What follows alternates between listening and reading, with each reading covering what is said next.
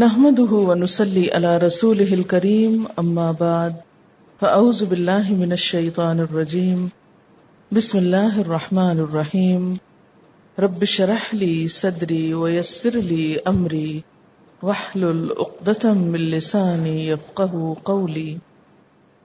سعى لها سعيها، اس کی ویسی ہی کوشش کی جیسی چاہیے، جتنی کوشش ہونی چاہیے. اب دیکھیں نا، اگر آپ کھانا بنا رہے ہیں اور روٹی آپ ڈالتے ہیں توے کے اوپر اور جلدی سے پلٹا دیتے ہیں اور جلدی سے پلٹا کر جلدی سے نیچے اتار دیتے ہیں، عاجلہ، جلدی جلدی، تو آپ اس کو کھائیں گے تو کیا ہوگا؟ کچی ہوگی، آپ کو نقصان دے گی. تو آپ نے سعی لہا سعیہا نہیں کی، اس کے لیے آپ کو پیشنس چاہیے، صبر چاہیے، انتظار چاہیے حتیٰ کہ وہ پک جائے. اسی طرح آخرت کے اندر جن کاموں کا وزن ہوگا، جو چیزیں واقعی فائدہ دیں گی، جو عمل واقعی فائدہ دیں گے، وہ کون سے ہوں گے؟ سعی لہا سعیہا. سعیہا کون سی، کیسی کوشش؟ اب یہ کچی پکی والی کوشش نہیں صرف، بلکہ سنت کے مطابق جیسا کام ہونا چاہیے ویسا ہی کیا. مثلاً ایک شخص کہتا ہے میں روز نماز پڑھتا ہوں لیکن سنت کے مطابق نہیں پڑھتا. وہ کہتا ہے صلاۃ کا معنی ایک بنتا ہے تپانا، جھلسنا، جلانا، تو میں روز بیٹھ کے اپنے آپ کو تاپتا ہوں آگ پہ، میں نماز پڑھتا ہوں. یا صلاۃ کا معنی تو پریئر، تو میں اپنی میز پہ بیٹھے بیٹھے پریئر کر لیتا ہوں. نہ اٹھتا ہے وضو کرتا ہے، نہ مصلی بچھاتا ہے، نہ قبلے کی طرف رخ کرتا ہے اور نہ نماز پڑھتا ہے. یہ کہتے نہیں، دیکھو ڈکشنری میں لکھا ہوا نا صلاۃ کا معنی پریئر، پرے کرنا، دعا مانگنا، وہ میں مانگ لیتا ہوں، جہاں چاہوں مانگ لوں، کھڑے کھڑے بیٹھے لیٹے. تو اس کے لیے کیا تردد کرنے کی ضرورت ہے کہ مصلی پہ جا کے کھڑے ہوں؟ تو یہ سعی لا سعی یہاں نہیں ہے، صرف سعی ہے. وہ سوچتا ہے کہ میں نے جو کچھ پڑھ لیا بس یہ مجھے کافی ہے. وہ دین کو من گھڑت رنگ پہناتا ہے. اسی لیے آپ صلی اللہ علیہ وسلم نے فرمایا تھا نا، صلو کما رأیتمونی اصلی، نماز ایسے پڑھو جیسے مجھے دیکھو کہ میں پڑھتا ہوں. مناسک کے حج کے بارے میں فرمایا خذوا عنی مناسککم، حج کا حکم تو قرآن میں ہے لیکن طریقہ نہیں لکھا ہوا قرآن میں. طواف کہاں لکھے ہیں؟ کہیں نہیں لکھے ہوئے قرآن میں. یہ کس نے بتائے، کس نے کر کے دکھائے؟ نبی صلی اللہ علیہ وسلم نے. ان کو ہم فالو کرتے ہیں. زکوٰۃ کا ذکر ہے قرآن میں 82 دفعہ، 82 ٹائمز ذکر آیا ہے، لیکن 2.5% کا کہیں بھی ذکر نہیں آیا کہ گولڈ پہ اتنا ہوگا یا چاندی پہ اتنا ہوگا. تو یہ نبی صلی اللہ علیہ وسلم نے ہم کو بتایا ہے. تو جو کام آخرت کے لیے ہو تو اس کا طریقہ بھی درست ہو. صرف کام نہیں چاہیے، درست کام چاہیے. اگر غلط کام کر دیا تو فائدہ نہیں ہوگا. تو آخرت چاہنے والوں کے لیے دوسری شرط کیا ہے؟ سعی لہا سعیہا، سنت کے مطابق عمل جو قابل قبول ہو. وہ خاص پیٹرن جس پر آپ صلی اللہ علیہ وسلم نے کام کیے، خصوصاً عبادات کے. آپ دیکھیے کہ چھوٹے چھوٹے کاموں میں بھی اگر ہم وہ طریقے اختیار کریں گے نا جو آپ صلی اللہ علیہ وسلم کے تھے، کیونکہ اللہ تعالیٰ کے محبوب تھے نا، دنیا کے سب سے عظیم انسان تھے. ہم نہیں، غیر مسلم بھی مانتے ہیں سب سے بہترین انسان تھے. لقد کان لکم فی رسول اللہ اسوۃ حسنہ، تمہارے لیے اللہ کے رسول صلی اللہ علیہ وسلم کی زندگی میں خوبصورت نمونہ، بہترین رہنما، سب سے عظیم انسان. تو جب ہم ان کو فالو کریں گے، ان کے طریقے مطابق کام کریں گے، ہر کام عبادت ہو جائے گا. مثلا کھانا کھاتے وقت سنت کو فالو کریں گے، کھانا سارے کا سارا عبادت لکھا جائے گا. اسی طرح باقی طرز زندگی میں تو ایک پوری تفصیل ہے نا اس کی، پھر سنت کی آگے آپ صلی اللہ علیہ وسلم کی جو طرز زندگی ہے. ویسے افسوس کی بات ہے نا کہ، اور حیرانی کی بھی، کہ ہم ایک طرف کیا کرتے ہیں، حضور صلی اللہ علیہ وسلم کی محبت میں اتنا روتے ہیں کہ ہم کو حال پڑ جاتے ہیں، ہم بے ہوش ہو جاتے ہیں، اور دوسری طرف ہمارا عمل مکمل طور پر آپ کے عمل کے خلاف ہوتا ہے اور ہم کو ہوش بھی نہیں ہوتی کہ آپ کا عمل تھا کیا. پھر کیا فرمایا؟ تیسری چیز، وَهُوَ مُؤْمِنٌ، ایمان، وَهُوَ مُؤْمِنٌ، ایمان والا ہو. فَأُولَئِكَ كَانَ سَعْيُهُمْ مَشْكُورًا، تو ایسے لوگوں کی کوشش قابل قدر ہوگی، شکریہ کے لائق ہوگی، ان کی قدر کی جائے گی. مشکورا کیا ہے؟ کلن، ہر ایک کو. ہر ایک کون ہے یہاں؟ من کان یرید العاجلہ اور من اراد الاخرہ. کلن نمد، ہم مدد دیتے، دونوں کو ہم وسائل مہیا کرتے ہیں، دونوں کو فیسیلیٹیٹ کرتے ہیں، دونوں کو آزادی دیتے ہیں، دنیا کے طالب کو بھی اور آخرت کے طالب کو بھی. ایسا نہیں ہوتا کہ کوئی شخص آخرت کے لیے کام کرنا چاہے اور اللہ تعالیٰ اس کے لیے راہیں مشکل کر دے، یا کوئی دنیا کا کرنا چاہے تو اللہ تعالیٰ کہ نہیں، یہ تم نہیں کر سکتے، تم دنیا کیوں چاہتے ہو، آخرت ضرور چاہو. بتا دونوں دیے، لیکن دونوں کو آزادی دی. کلن نمد، نمد کس سے ہے؟ روٹ کیا ہے؟ مدد. ہر ایک کو ہم مدد دیتے ہیں، ہر ایک کے لیے راہ آسان کرتے ہیں. ہاؤلائے و ہاؤلائے. ہاؤلائے کون ہے؟ من کان یرید العاجلہ، اور وہ ہاؤلائے من اراد الآخرہ. کہاں سے مدد دیتے ہیں؟ من عطاء ربک، تیرے رب کی بخشش سے، عطا سے. عطا کیا ہے؟ عطیہ، اللہ کے عطایا، نوازشیں، نعمتیں، مثلا کان، آنکھ، دل، دماغ، زبان اور باہر جو کچھ ہے. نیک لوگوں کے پاس بھی وہی 2 آنکھیں ہیں جو بد لوگوں کے پاس. دنیا چاہنے والوں کے پاس بھی وہی ہے جو آخرت چاہنے والوں کے پاس. یعنی دنیا کی نعمتیں، دنیا کے یہ ٹولز، کام کرنے کے، کمائی کرنے کے اوزار، ہتھیار، طریقے، ہم بلا تفریق، بغیر کسی فرق کے، مومن اور کافر، طالب دنیا اور طالب آخرت، سب کو دیتے ہیں، کوئی فرق نہیں کرتے. وما کان عطاء ربک محظورا، اور نہیں ہے تیرے رب کی عطا روکی گئی، بند کی گئی. محظور کا لفظ را سے ہے، حذر، اپنے لیے باڑ بنانے والا. باڑ نہیں پتا، باؤنڈری. حذر کہتے ہیں بندش کو، رکاوٹ کو. مثلا آپ اپنے کھیت کے ارد گرد ایک باڑ بنا لیتے ہیں، ایک باؤنڈری وال بنا لیتے ہیں. فرمایا کہ تیرے رب کی جو عنایتیں ہیں وہ بند نہیں کی ہوئی کہیں، سب کے لیے کھلی ہے. اوپن چوائس ہے، اوپن مارکیٹ ہے، جو چاہے جس چیز میں لگا دے. لیکن ہم کیا کرتے ہیں؟ ہمیں تو کسی سے غرض نہیں، اپنے سے ہونی چاہیے کہ ہم اپنے بارے میں سوچیں ہم کیا کرتے ہیں. ہم ان 2 گروہوں میں سے کہاں فٹ بیٹھتے ہیں؟ انظر کیف فضلنا بعضهم علی بعض وللآخرۃ اکبر درجات واکبر تفضیلا.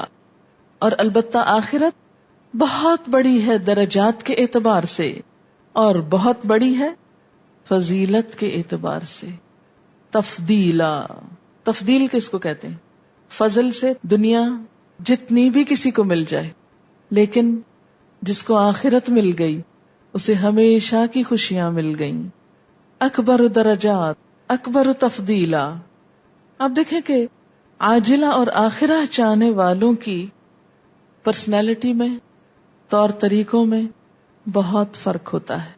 دونوں گروہوں میں سوچ، گفتگو، عمل اور معاملات میں بہت بڑا فرق ہوتا ہے.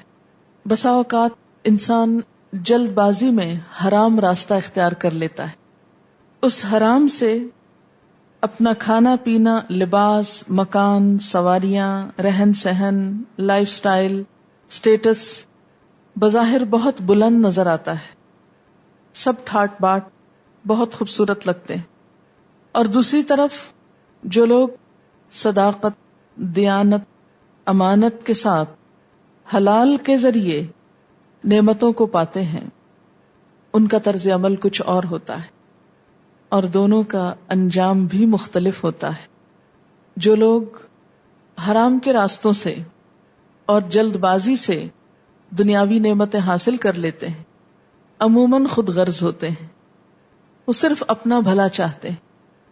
اور جو حق طریقے سے، جسے کہتے ہیں حق حلال کی کمائی سے دنیاوی نعمتیں حاصل کرتے ہیں، انہیں وہ صرف اپنے لیے مخصوص نہیں کرتے، اس میں دوسروں کا حصہ بھی نکالتے ہیں، حقداروں کے حق بھی دیتے ہیں.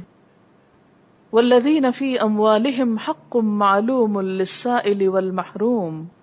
اور وہ لوگ جن کے مالوں میں مقررہ حصہ ہے، مانگنے والوں کا بھی اور سوال سے بچنے والوں کا بھی، خدا کی خوشنودی کے کاموں پر بھی خرچ کرتے ہیں. آپ نے دیکھا ہوگا کہ عموماً حرام طریقے سے کمایا ہوا مال حرام کے راستے میں زیادہ استعمال ہوتا ہے، اس سے اللہ کی ناراضگی کے کام زیادہ ہوتے ہیں. اور حلال سے اور خواہ دیر اور محنت سے کمایا ہوا مال، اس سے نیکی کے کاموں کی توفیق زیادہ ہوتی. پھر آپ دیکھیے کہ دنیا چاہنے والے اور آخرت چاہنے والوں کی جو عزت اور قیمت ہے اس میں بھی فرق ہوتا ہے. ایک شخص بہت مالدار ہو سکتا ہے، دنیا دار ہو سکتا ہے، بہت عمدہ لباس پہننے والا، لیکن سکون سے خالی. اس کے برعکس ایک بوریا نشین، ایک سیدھی سادی زندگی بسر کرنے والا، سکون سے بھرا ہوا، مطمئن، یعنی دنیا کے پیچھے بھاگنے والا کبھی بھی مطمئن نہیں ہو سکتا، اور آخرت چاہنے والا دنیا کے تھوڑا مل جانے پر بھی پرسکون ہوتا ہے، کیونکہ حرص و ہوس جو نہیں ہوتی. پھر آپ دیکھیں کہ دنیا میں کتنے بادشاہ ایسے گزرے ہیں جن سے لوگوں نے سچی محبت کی ہو، اور کتنے آخرت کو چاہنے والے جو دنیاوی اعتبار سے کچھ بھی نہ رکھتے تھے، ان کو چاہنے والے کتنے زیادہ ہیں. آپ صلی اللہ علیہ وسلم کسی محل میں نہیں رہتے تھے، لیکن آپ کے چاہنے والے اور آپ کا نام بلند کرنے والے دنیا کے ہر گوشے میں پائے جاتے ہیں. آپ سے محبت کرنے والے اپنوں میں سے بھی ہیں، غیروں میں سے بھی ہیں، مسلمانوں میں سے بھی ہیں، غیر مسلمز میں سے بھی ہیں. لیکن اس کے مقابلے میں ابو لہب اور ابو جہل کی جائیداد اور دنیاوی شان و شوکت بہت زیادہ تھی، لیکن ان کے چاہنے والے کتنے ہیں. اسی لیے اللہ تعالیٰ فرماتے ہیں انظر کیف فضلنا بعضهم علی بعض وللآخرۃ، اور یہ تو دنیا میں ہی مل گئی، اور آخرت اس کی تو بات ہی کیا ہے. اکبر درجات، وہاں کے تو درجے اور بلند ہیں، وَأَكْبَرُ تفضیلا، اور وہاں کی فضیلت اور بڑائی اور بھی بڑی ہے، اس کا تو کوئی دنیا میں تصور بھی نہیں کر سکتا. اسی طرح ہر نشہ بھی عاجلہ ہے، کیونکہ انسان ہر دکھ اور پریشانی سے فوری طور پر نجات پانے کے لیے شراب وغیرہ پیتا ہے، جبکہ دکھوں پر قابو پا لینا ہی دراصل ان سے نجات پانا ہے. شراب کا نشہ اترنے کے بعد تمام دکھ ویسے کے ویسے ہی ہوتے ہیں، اور بعض اوقات اس سے بھی زیادہ بڑھ جاتے ہیں. اگر کوئی بچہ 7 ماہ میں پیدا ہو جائے تو اس میں اور 9 ماہ میں پیدا ہونے والے بچے میں فرق ہوتا ہے. پری میچور ڈیلیوریز جو ہیں، اس کے بعد کتنی مشکل ہوتی ہے ان بچوں کو، کتنے ان کے اندر ریزسٹنس کم ہوتی ہے. کچھ لوگ وقت سے پہلے انڈیوس کرا لیتے ہیں یا آپریٹ کرا لیتے ہیں، تو بعض اوقات اس کے بھی نقصانات زیادہ ہوتے ہیں. لا تجعل مع اللہ الہا آخر، نہ تو بنا اللہ کے ساتھ کوئی دوسرا الہ. اس کا نقصان کیا ہوگا؟ فتقعد مذموما مخذولا، تو بیٹھا رہ جائے گا. تقعد، تو بیٹھا رہ جائے گا. کیسے؟ مذموم، ملامت زدہ، مخذولا، بے کس، بے یارو مددگار. خذلہ کا مطلب ہوتا ہے چھوڑ دینا، اور مخذول کیا ہے؟ جسے چھوڑ دیا گیا ہو. اللہ کے سوا کسی دوسرے کو الہ نہ بناؤ، اللہ کے سوا کسی کی عبادت نہ کرو، کسی پہ بھروسہ نہ کرو جس طرح اللہ پہ کیا جانا چاہیے. ورنہ کیا ہوگا؟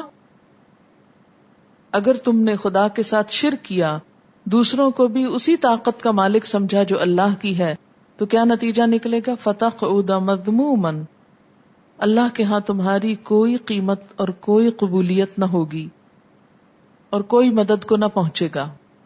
مثلاً اگر انسان یہ سمجھتا ہے کہ اللہ کے سوا کوئی اور بھی ہمیں عذاب سے نجات دے سکتا ہے، تو قیامت کے دن کیا ہوگا؟ وہ تو اپنے وعدے کو پہنچیں گے نہیں، یا وہ مدد کر نہ سکیں گے، اور انسان بے یار و مددگار بیٹھا رہ جائے گا. الہ کا معنی آپ کو معلوم ہے نا؟ الہ کا لفظی معنی کیا ہے؟ حیران کر دینے والا، حیران کرنا. الہ جو حیران کن صفات کا مالک، خالق، مالک، رازق، معبود، یعنی اللہ مشکل کشا، حاجت روا. اللہ کے سوا کسی کو خالق نہ سمجھو، کیونکہ اگر انسان اللہ کے سوا کسی اور کو خالق سمجھ کے اس سے یہ دعا کرے کہ تو خالق ہے، یا سمجھ لے اس کو کہ تو میرے لیے یہ اولاد پیدا کر دے، تو کیا ہوگا؟ وہ تو کر ہی نہیں سکتا. تو اب یہ بیٹھا رہ جائے گا نا مذموم اور مخذول. پھر اللہ ہی رازق ہے. اگر انسان سمجھتا کوئی اور رزق غائبانہ طور پہ مجھ کو دے سکتا ہے، تو کیا نتیجہ نکلے گا؟ وہ اس سے دعائیں مانگے گا، اس پہ فریاد کرے گا، اس کے آگے ہاتھ پھیلائے گا، اور وہ کر نہ سکے گا، تو مذموم اور مخذول رہ جائے گا. اللہ کے علاوہ کوئی اور مشکل آسان کر سکتا ہے اگر انسان اس کے بھروسے پہ بیٹھ جائے؟ یہ آیت ڈائریکٹلی ریلیٹڈ اللہ تتخذوا من دونی وکیلا سے. تو کیا ہوگا؟ وہ یہ کام کر نہ سکے گا، لہذا انسان مذموم اور مخذول رہ جائے گا، کیونکہ مشکلیں تو آسان صرف اللہ ہی کر سکتا ہے. قرآن پاک میں آتا ہے نا، امن یجیب المضطر اذا دعاہ ویکشف السوء، کون ہے جو بے قرار کی دعا سنتا ہے جب وہ اسے پکارتا ہے، اور کون ہے جو تکلیف ہٹاتا ہے، تکلیف دور کرتا ہے. اب کوئی شخص اگر اللہ کے سوا کسی اور کو سمجھ بیٹھتا ہے تو کیا ہوگا؟ اس کی تکلیف دور نہ ہوگی. فتقعد مذموما مخذولا، بے کس بے یار و مددگار، دنیا میں بھی آخرت میں بھی. یہ ایک سوال ہے کسی کا، ہمیں ہر کام کے لیے اللہ پر بھروسہ کرنا چاہیے، تو عمومی طور پر لوگوں پر کس حد تک بھروسہ کرنا چاہیے، یا کسی بھی کام کے لیے اللہ پر توکل کافی ہے؟ اللہ تتخذوا من دونی وکیلا، کہ میرے سوا کسی پہ بھروسہ نہ کرو. ان کا سوال یہ ہے کہ کس حد تک ہم انسانوں پہ بھروسہ کر سکتے ہیں یا کر ہی نہیں سکتے. یہ بات میں پہلے بتا چکی ہوں. اصل بھروسہ اللہ ہی پر ہوگا. انسانوں کو سبب سمجھیں گے جو اللہ نے مہیا کیا. ٹھیک ہے، انسانی زندگی بغیر بھروسے اور اعتماد کے چل ہی نہیں سکتی. ایک دوسرے پر اعتماد کیے بغیر، ٹرسٹ کیے بغیر، ڈپینڈ کیے بغیر بعض اوقات آپ کام نہیں کر سکتے. لیکن اللہ پر بھروسے اور بندے پر بھروسے میں فرق کیا ہے؟ فرق یہ ہے کہ اصل بھروسے کے لائق صرف اللہ ہے. انسانوں کو اللہ نے سبب بنایا ہے، انسان سبب ہیں، اور انسان بھی اگر ہماری مدد کریں تو صرف اسی صورت میں کر سکتے ہیں جب اللہ تعالیٰ ان کو توفیق دے، ان کے دل میں ڈالے. اور ایک یہ بات بھی ہے نا کہ انسانوں کی ایک لمٹ ہے، اس سے زیادہ آپ اس پہ بھروسہ نہیں کر سکتے. مثلا انسانی سماعت کی ایک فریکوینسی ہے، انسانی بصارت کی ہے، سوچ کی ہے، ہر چیز انسان کی لمیٹڈ ہے. تو مکمل بھروسہ اللہ ہی کی ذات پہ ہو سکتا ہے. لانفصام لہا. واضح ہو گئی یہ بات. اور دوسری بات جو اہم ہے وہ یہ کہ انسان پر بھروسے اور اللہ پر بھروسے میں فرق یہ ہے کہ اللہ تعالیٰ اسباب کے بغیر بھی مدد کر سکتا ہے، جبکہ انسان سبب کے بغیر مدد نہیں کر سکتے. آپ کسی پہ بھروسہ کر لیں کہ وہ آپ کو 1000 روپیہ دے گا مشکل میں، اور جس دن مشکل آئی اس کے پاس 1000 تھا ہی نہیں، تو اب کیا ہوا؟ آپ کی بات پوری نہیں ہوئی نا، آپ کی مدد نہ ہو سکی. ایک اور بات یہ ہے کہ غیبی طور پر مدد صرف اللہ کی ذات سے آتی ہے، کسی انسان سے نہیں آ سکتی. بیسیکلی یہ کانسیپٹ ہے اس میں، غیبی مدد صرف اللہ سے آتی، بغیر سبب کے مدد اللہ ہی کی طرف سے آتی. کوئی بندہ نہ بغیر سبب کے مدد کر سکتا ہے اور نہ غائبانہ طور پہ مدد کر سکتا ہے. جب یہ چیز آئے گی تو شرک ہو جائے گا. وَقَضَىٰ رَبُّكَ، اور تیرے رب نے فیصلہ کر دیا، اللہ تعبدوا الا اياه، کہ تم اس کے سوا کسی کی عبادت نہ کرو. کیونکہ انسان جب کسی پہ بھروسہ کرتا ہے نا اور کسی کی ذات میں فائدہ دیکھتا ہے تو اسی کا غلام ہو کے رہ جاتا ہے. آپ دیکھیں کہ جو لوگ مال میں فائدہ دیکھتے ہیں وہ مال کی غلامی میں مبتلا ہو جاتے ہیں. جو کسی انسان کی طاقت سے مروب ہو جاتے ہیں وہ اسی کے غلام بن کے رہ جاتے ہیں، اسی کی اطاعت کرنے لگتے ہیں. یہ پرستار کا لفظ آپ نے سنا ہوگا نا، کہ فلاں کا پرستار ہے، انگریزی میں کہتے ہیں نا ورشپر. تو یہ کوئی کسی کا پرستار کب بنتا ہے؟ عبادت پرستش کے معنوں میں بھی ہے نا، اللہ تعبدوا الا اياه. پرستار کوئی کسی کا کب بنتا ہے؟ یہ پرستار کا لفظ تو اتنا عام ہے ہمارے معاشرے میں، تو یہ بہت ہی عام ہے. لوگوں کے پاس اور کوئی کام نہیں سوائے پرستار بننے کے. بہت زیادہ امپریس ہو جاتے ہیں. تو کس سے امپریس ہو جاتے ہیں؟ جو ان کو حیران کر دیتا ہے. تو یہی تو الہ بنانا ہے. پرستار ہونا کسی کا دراصل کیا ہے؟ اس کو الہ بنانا. والذین آمنوا اشد حبا للہ، اللہ سے بڑھ کر کسی سے محبت کرنا دراصل کیا ہے؟ اس کی پرستش کرنا. کیونکہ جس سے محبت ہوتی ہے انسان خود بخود اس کا تابعدار ہو جاتا ہے، اس کا مطیع ہو جاتا ہے. تو اب ہمیں فرق رکھنا ہوگا نا کہ جہاں اللہ کا حکم ہو وہاں ہماری محبوب سے محبوب ترین ہستی کا حکم بھی آ جائے تو ہم نہیں مان سکتے، کیونکہ ہمیں اللہ سے سب سے بڑھ کر محبت ہے. ہم اس کا حکم نہیں ٹال سکتے، باقی سب پیچھے رہ جائیں. کیا ہماری عملی زندگی اس چیز کی گواہ ہے؟ سوچیں نا ذرا، اپنے آپ کو پرکھیں.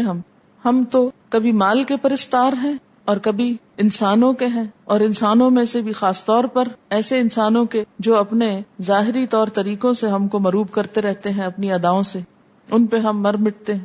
حالانکہ مرنا صرف اللہ ہی کے نام پہ چاہیے. جان اس نے دی، جان دی ہوئی اسی کی تھی. حق تو یہ کہ حق ادا نہ ہوا. ہمیں حق ہی کہاں ہے کہ ہم اللہ کے علاوہ کسی اور پہ جان دیں یا اللہ کے نام پر دیں. لیکن ہماری تو ساری ویلیوز ہی الٹ ہیں. ہماری تو عام روزمرہ کی گفتگو ہی بہت مختلف ہے، اور ہمیں کبھی خیال نہیں آیا کہ ہم کیا بول رہے ہیں اور کیا کہہ رہے ہیں اور کیا ہو رہا ہے. اور یہ سب کچھ اللہ کی اطاعت کے نیگیٹو جاتی ہیں سب باتیں. اللہ کا بندہ یہ باتیں نہیں کر سکتا کہ میں فلاں کا پرستار ہوں، وہ صرف اللہ ہی کا پرستار ہوتا ہے. آیت 7 میں بتایا گیا کہ جب آ گیا دوسرے وعدے کا وقت، اور اس میں آپ نے ایک تفسیر کی، پھر دوسرے میں آپ نے دوسری کی، تو کیا یہ دو متضاد باتیں نہیں؟ آپ دیکھیے کہ لفظ متضاد اور مختلف میں فرق ہے، ٹھیک ہے؟ ایسا ہی جیسے اختلاف اور مخالفت میں روٹ ایک ہی ہے دونوں کا. اختلاف کیا ہوتا ہے؟ ڈفرنس آف اوپینین، مختلف رائے. بالکل ایسے ہی جیسے اس وقت میرے اور آپ کے دیکھنے میں اختلاف ہے. میں آپ کے پیچھے کی طرف دیکھ رہی ہوں اور آپ میرے پیچھے کی طرف دیکھ رہے ہیں، لیکن مخالفت نہیں ہے، ہے نا؟ اختلاف تو ہے نا نظر کا، لیکن مخالفت نہیں ہے. مخالفت کیا مطلب ہوگا؟ کہ جب میں کہوں کہ میری پوزیشن دیکھنے کی زیادہ اچھی اور آپ کا نہیں، ہم زیادہ اچھی طرف دیکھ رہے ہیں، اور ہم مقابلہ شروع کر دیں کہ اس دیوار پہ کیا لگا اور اس پہ کیا لگا، آپ کو کیا دکھتا ہے اور مجھ کو کیا دکھتا ہے، اور ہم ایک دوسرے کو ذلیل و خوار کرنے لگے اور اس پہ لڑائی جھگڑا کرنے لگے اور اس پر ایک دوسرے کو برا بھلا کہنے لگے اور ہمارا یہ ناقابل برداشت ہو جائے اختلاف، تو یہ چیز ہے ایک عذاب. لیکن یہ اختلاف ضرورت ہے. اگر میں بھی آپ ہی کی طرح منہ کر کے بیٹھ جاؤں، جس پوزیشن پہ آپ لوگ بیٹھے ہیں میرا بھی رخ ادھر ہی ہو جائے، تو کیا یہ کام ہو سکتا ہے؟ پڑھ سکتے ہیں ہم بیٹھ کے؟ نہیں. اختلاف وسعت کو جنم دیتا ہے، کریٹیوٹی آتی ہے اختلاف سے. لیکن مخالفت سے بالکل اپوزٹ ری ایکشن ہوتا ہے. مخالفت سے کیا ہوتا ہے؟ کریٹیوٹی ختم ہوتی ہے، صلاحیتیں ماری جاتی ہیں، ایک دوسرے کو نقصان ہوتا ہے. اختلاف کو برا نہیں کہا گیا. اللہ تعالیٰ تو اختلاف میں ہمیں نشانیاں دکھاتے ہیں. ان فی اختلاف اللیل والنہار، رات اور دن کے اختلاف میں، پڑھ چکے نا پیچھے سورۃ البقرہ میں، نشانیاں ہیں عقل والوں کے لیے. واختلاف اللیل والنہار، ہر روز ہم اختلاف دیکھتے ہیں. اسی جگہ کبھی رات آ جاتی، کبھی دن آ جاتا ہے، تو یہ ہمارے لیے کیا ہے؟ سکون کا باعث ہے نا، باری باری آنا. لیکن اگر یہ دونوں آپس میں جھگڑنا شروع کر لیں اور ایک دوسرے کو ختم کرنے کے درپے ہو جائیں، تو نتیجہ کیا ہوگا؟ ہمارا جینا دوبھر ہو جائے اور ہم کوئی کام نہ کر سکیں. جب تک مسلمانوں میں اختلاف رہا وہ بھلائی پر قائم رہے، جب سے مخالفت شروع ہوئی تباہی کی طرف چل پڑے. مثلاً دین کی بہت سی چیزوں میں صحابہ کرام کے درمیان بھی اختلاف رہا. آپ دیکھیں گے کہ ایک ہی مسئلے پر حضرت ابو ہریرہ کچھ کہہ رہے ہیں اور حضرت عائشہ دوسرا اوپینین دے رہی ہیں. اس اختلاف کا مطلب یہ نہیں کہ کنٹراڈکشن، کہ ایک دوسرے کو کنٹراڈکٹ کر رہے ہیں یا اپوز کر رہے ہیں یا کفر کے فتوے لگا رہے ہیں یا برا بھلا کہہ رہے ہیں یا جاہل ہونے کے تانے دے رہے ہیں. نیور. ہم لوگوں میں اختلاف نہیں، مخالفت آ گئی. آج اگر دین پر چلتے ہوئے ایک شخص ایک طریقہ اختیار کر رہا ہے، دوسرا اختیار کر رہا ہے، تو ہم نے وہ جیسے ایک سڑک پہ چلتے ہوئی دو گاڑیاں، اگر ان میں کوئی کمی بیشی ہو جائے، کوئی ایک دوسرے کو اوورٹیک کر لے، تو کیا کرتے ہیں؟ لڑنے جھگڑنے شروع کر دیتے ہیں اور راستے میں رک کر سڑک کو بلاک کر کے بے شمار لوگوں کو زحمت میں مبتلا کر دیتے ہیں. آج ہمارا حال یہی ہے، خصوصاً دین کے معاملے میں، کہ ہم مذہبی اختلافات میں مخالفت کا شکار ہو گئے اور مذہبی رہنماؤں نے آپس کی مخالفت میں عوام کا راستہ اللہ کی طرف جانے کے لیے بند کر دیا اور لوگ بکھر کر دوسری سڑکوں پہ چل نکلے اور راستوں پہ چلے گئے. اختلاف رحمت ہے، مخالفت عذاب ہے. جتنا نقصان دین کو، دین والوں کی مخالفت نے دیا، باہم مخالفہ باب مفعلہ ہے، اتنا دشمنوں نے بھی نہیں دیا. اور ایک دوسرے کو اپنے لیے ناقابل برداشت قرار دے دینا کہ ہم تو فلاں کی شکل ہی نہیں دیکھ سکتے یا فلاں کی بات ہی نہیں سن سکتے، یہی سب سے بڑی مصیبت اور آفت ہے اس دور کی. معاشرے میں کام کرنے والے دیگر لوگ، مثلاً ایک ڈاکٹر ہے، ایک استاد ہے، ایک انجینئر ہے، وہ اپنے اپنے کام کر رہے ہیں اور سب اپنی اپنی صلاحیت کے مطابق معاشرے کی خدمت کر رہے ہیں. اسی طرح دین کے میدان میں بھی کوئی اسکالر ہوتا ہے، کوئی فرسٹ ایڈ کرنے والا ہے، کوئی درمیان میں ہے، کوئی کسی طرح خدمت کر رہا ہے، کوئی کسی طرح. تو جب تک یہ ایک دوسرے سے کوآپریٹ کریں، کوآرڈینیٹ کریں تو دین کی ترقی ہوگی، اور اگر ایک دوسرے کے گریبان پکڑ لیں تو دین کو سخت نقصان پہنچے گا، جو پہنچ رہا ہے. اسی لیے اللہ تعالیٰ فرماتا ہے نا وَاعْتَصِمُوا بِحَبْلِ اللَّهِ جَمِيعًا وَلَا تَفَرَّقُوا وَاذْكُرُوا نِعْمَةَ اللَّهِ عَلَيْكُمْ إِذْ كُنْتُمْ أَعْدَاءً فَأَلَّفَ بَيْنَ قُلُوبِكُمْ، اور سب سے بڑی بات فَأَصْبَحْتُمْ بِنِعْمَتِهِ إِخْوَانًا وَكُنْتُمْ عَلَى شَفَا حُفْرَةٍ مِّنَ النَّارِ. دین نہ ہوتا تو ہم سب آگ کے کنارے کھڑے ہوتے. فَأَنْقَذَكُمْ مِنْهَا، اب اس کا صلہ یہ دو گے کہ آپس میں گلے کاٹو گے. تو ہم دین کی نعمت کو اس طرح مس یوز کر رہے ہیں کہ ایک دوسرے کے گلے کاٹ رہے ہیں، ایک دوسرے کی عداوت. آپ صلی اللہ علیہ وسلم نے کیا فرمایا تھا کہ بھلی بات کرو ورنہ چپ رہو. اگر کوئی اچھی بات نہیں ہے کہنے کو تو خاموش رہو، یہی زیادہ بہتر.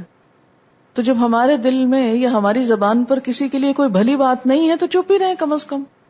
ہر وقت کیوں رائے دیتے رہتے ہیں فلاں ایسا اور فلاں ایسا اور فلاں ایسا.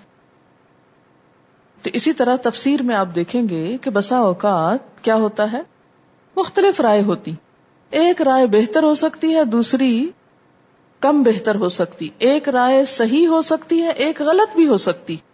یہ بھی نہیں کہہ سکتے کہ وہ ضرور صحیح ہی ہو، لیکن مجتہد کی غلطی میں بھی کیا حکم ہے کہ جو شخص اپنی سی کوشش کرتا ہے اور کسی نتیجے پہ پہنچتا اور وہ غلط پہنچ جاتا ہے تو اس کے لیے بھی اجر ہے. لیکن اگر مجتہد صحیح نتیجے پر پہنچتا ہے تو اس کے لیے کیا ہے، دوہرا اجر ہے.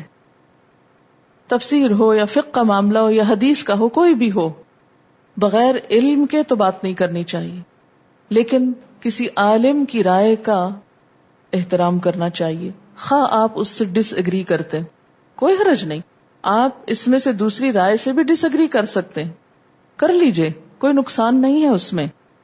لیکن نقصان کہاں ہے، جب ہم آگے بڑھ کر اس کو برا بھلا کہنا شروع کر دیں یا اس کی نیت پہ شک کرنے لگے یا اسی طرح کوئی اور غلط زبان استعمال کرنے لگے.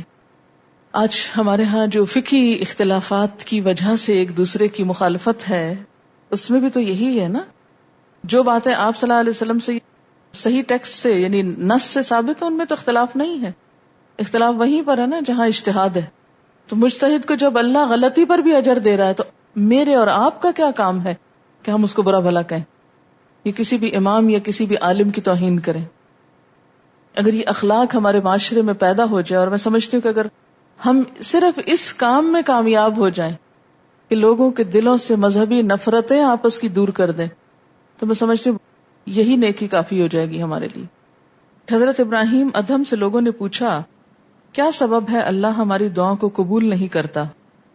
انہوں نے فرمایا تم اللہ کو جانتے ہو مگر اس کی اطاعت نہیں کرتے، نبی صلی اللہ علیہ وسلم کو پہچانتے ہو مگر ان کی پیروی نہیں کرتے، قرآن کریم پڑھتے ہو مگر اس پر عمل نہیں کرتے، اللہ کی نعمتیں کھاتے ہو مگر شکر نہیں کرتے، جانتے ہو کہ دوزخ گناہگاروں کے لیے ہے مگر اس سے ذرا نہیں ڈرتے، شیطان کو دشمن سمجھتے ہو مگر اس سے نہیں بھاگتے، موت کو برحق سمجھتے ہو مگر اس کے لیے کوئی سامان نہیں کرتے، اقارب کو اپنے ہاتھوں سے دفن کرتے ہو لیکن عبرت نہیں پکڑتے، بھلا جو لوگ ایسے کام کرتے ہیں ان کی دعائیں کیوں کر قبول ہو سکتی ہیں.